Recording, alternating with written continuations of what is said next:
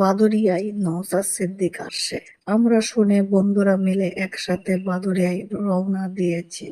নওশাদ সিদ্দিক ভাইজানের গাড়ি বাদুড়িয়ায় করাতকলের চৌমাথায় দিয়ে করাতকলের ভেতর দিয়ে ঢুকছে। আমরা তখনই ভাইজানের পিছু পিছু যাচ্ছে। ইতিমধ্যে ভাইজান এসে গেছে।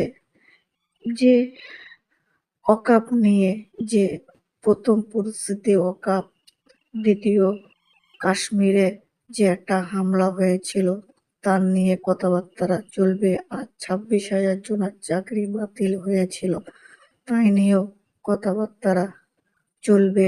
সেই আইএসএফের ডাকে বাদুড়িয়ায় চৌমাথায় করাতকলের ভেতরে সেই প্রতিবাদ সভার আয়োজন করা হয়েছে। আমরা সকলেই এসছি ভাইজানের বক্তব্য শোনার জন্য। ভাইজান কি বলতে চাচ্ছে, ভাইজান ইতিমধ্যে গাড়ি থেকে নামছে, যে প্রস্তুতি নিচ্ছে। ভাইজানের মুখ দিয়ে কি শোনা যায়, কাশ্মীরের ঘটনা, অকাপ নিয়ে 26,000 লোক চাকরি হারা।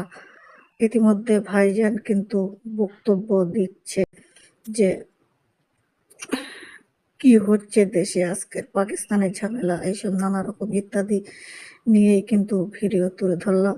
আর কে কে এসো বাদুড়িয়া চৌমাথা করাতকলে অবশ্যই কমেন্টে জানাতে কেউ ভুলবেন না। সবাই ভালো থাকবেন।